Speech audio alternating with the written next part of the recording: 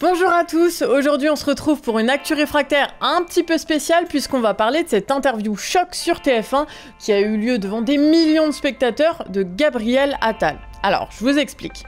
En fait, quand il avait 15 ans, il est allé au ciné avec une fille. Sauf que Juan Branco, il était hyper jaloux et du coup il a insulté Gabriel et...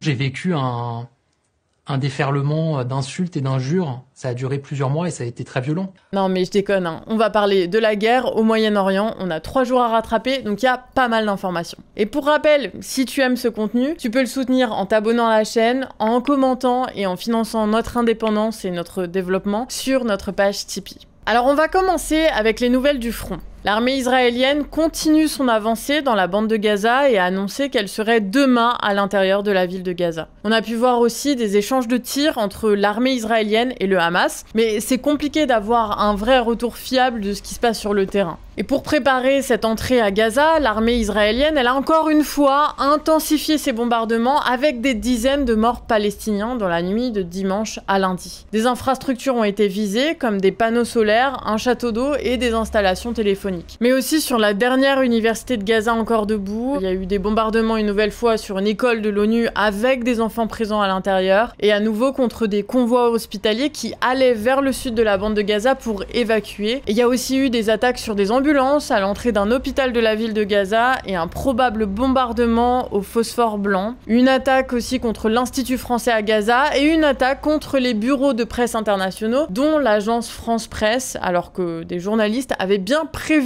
que leur bureau était dans la tour. Mais il n'y a pas eu de blessés puisqu'ils avaient évacué le 13 octobre. L'ONU parle maintenant de manifestations à Gaza contre le manque d'eau qui ont lieu à cause du blocus. L'OMS a dénoncé jeudi les obstacles rencontrés à la distribution d'aide alimentaire dans la bande de Gaza, en disant que même à Rafah, c'est l'armée israélienne qui décide. Conséquence, l'aide, elle continue de s'entasser aux postes frontières. Et aussi, pour la première fois depuis le début du conflit, il y a plusieurs organisations des Nations Unies qui appellent tout ensemble à un cessez-le-feu et dénoncent les conséquences des bombardements et du blocus. Et tout ça en un week-end. Sur les conséquences du blocus, il y a eu cette intervention à la télévision d'un ancien général. Le siège de Gaza commence à faire plus de victimes que la guerre elle-même. Et ça, c'est une situation qui est intolérable parce que on ne peut pas dire que c'est destiné à détruire les capacités militaires du Hamas. C'est les civils qui sont en première ligne à ce moment. Là, ce sont uniquement des civils. De son côté, le Hamas, il semble avoir intensifié ses bombardements au point de saturer le système antimissile de l'armée israélienne, qui n'arrive plus à intercepter les obus et retombe en Israël. D'un point de vue international, il se passe beaucoup de choses, On va commencer par l'Iran. Le gouvernement iranien, il a annoncé que sans cessez-le-feu, les États-Unis seront durement touchés. En parallèle, il y a l'Agence internationale de l'énergie atomique qui a confirmé que l'armée iranienne serait prête à avoir l'uranium nécessaire à la fabrication d'une bombe atomique. Donc bon, on est sur une annonce qui peut justifier une entrée en guerre de l'armée états-unienne contre l'Iran à l'image de ce qui s'est passé en Irak en 2003. La secrétaire d'État états-unienne, en fin de tournée diplomatique au Moyen-Orient, a annoncé que si le Hezbollah libanais ou le gouvernement iranien attaquait Israël, ils entraient eux aussi en guerre. Un sous-marin nucléaire états-unien a été placé aussi aujourd'hui en Méditerranée. Et pendant ce temps, il y a une nouvelle polémique dans le gouvernement israélien. Il disait larguer une sorte de bombe nucléaire sur toute la bande de Gaza, la raser et tuer tout le monde serait la solution pour l'interrogation. Réponse d'Amichai Eliyahu, c'est une option. On parle là évidemment d'un extrémiste.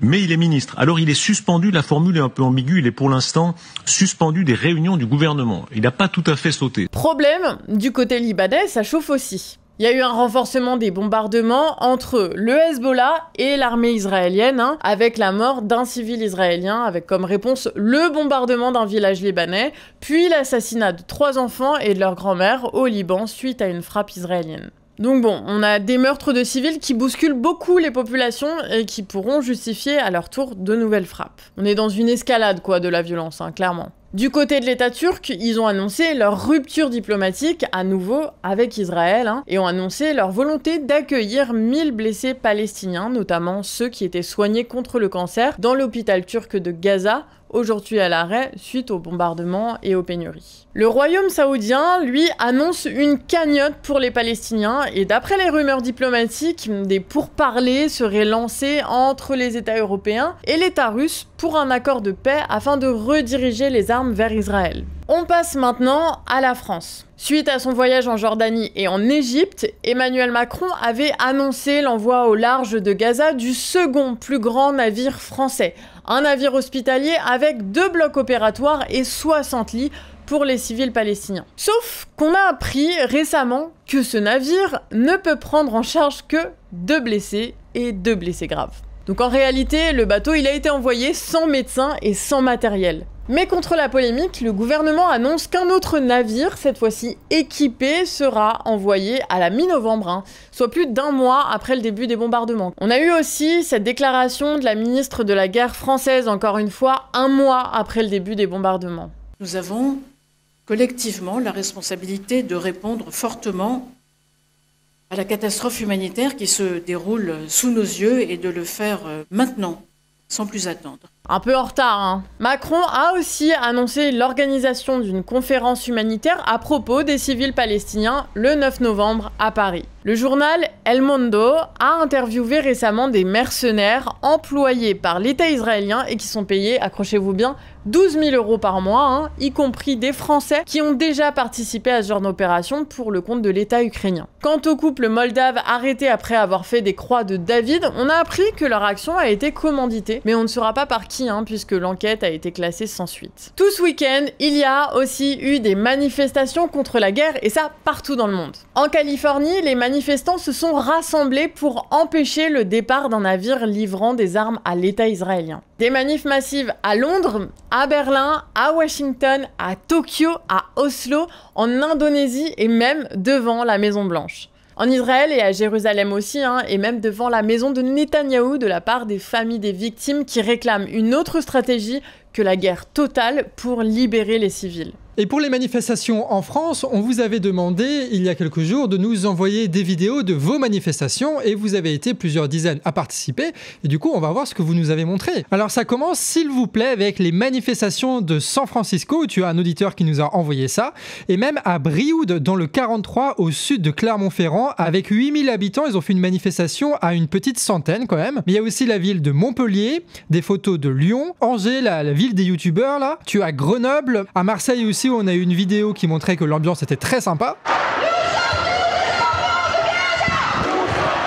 La Rochelle avec une petite mise en scène et étonnamment beaucoup de vidéos de Saint-Etienne en direct donc de la Ligue 2 avec de très très belles images. On a eu des vidéos des Strasbourgeois et de leur vélo et même du côté de la Suisse. Et aussi beaucoup de vidéos d'auditeurs qui ont participé à la manifestation à Paris. D'ailleurs des auditeurs qui nous racontent ça bien. Voilà, nous sommes devant métro Sébastien. Voilà, ça va jusqu'à métro République à peu près. Voilà, manifestation de ce samedi. Et là on va laisser un témoignage d'une personne qui raconte la fin de la manifestation à Paris avec une nasse organisée par la police. Et ensuite à 17h, on a voulu partir parce que c'était fini.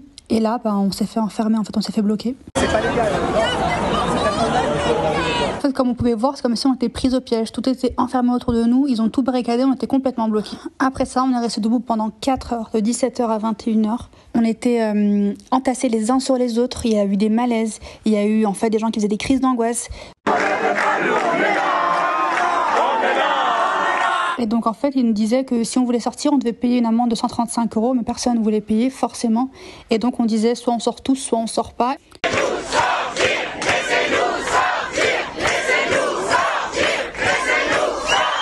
Après, vers 21h, on a pu se faufiler, puis on a pu sortir, on a marché super vite parce qu'on avait peur de se faire prendre, en fait. Je fais cette vidéo parce que personne n'en a parlé, personne n'a couvert l'événement, il n'y avait aucun journaliste, alors qu'on était enfermés, qu'on était bloqués, il y a des gens qui faisaient des malaises, qui n'arrivaient plus à respirer, qui faisaient des crises d'angoisse, on était les uns sur les autres, il n'y avait pas une personne, en fait, pour montrer ça. Et essayer de partager la vidéo en masse pour que on puisse comprendre que quand on veut manifester pour l'injustice, on fait peur et on fait tout pour nous en empêcher. C'est impressionnant. Donc merci beaucoup aux dizaines de personnes qui nous ont envoyé ces vidéos-là. Je vous rappelle, l'adresse mail c'est sabouge@lecanardrefractaire.org. Et si vous organisez une action, quelle qu'elle soit, vous pouvez nous envoyer des photos et des vidéos à cette adresse. Et nous, comme ça, on en parle dans les Actus Réfractaires. Allez, moi j'y retourne, je vais finir d'écrire les vidéos du canard de cette semaine. Voilà, c'est là-dessus qu'on termine. Vous êtes 40 000 abonnés sur la chaîne Actus Réfractaires et ça nous donne beaucoup de force pour continuer. Et sans déconner, juste commenter en disant coin, c'est débile, hein. Mais ça plaît à l'algorithme qui va après proposer la vidéo à des milliers de personnes,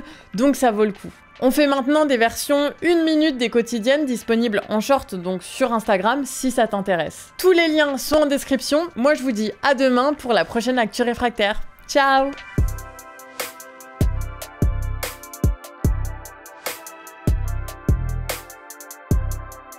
Quack.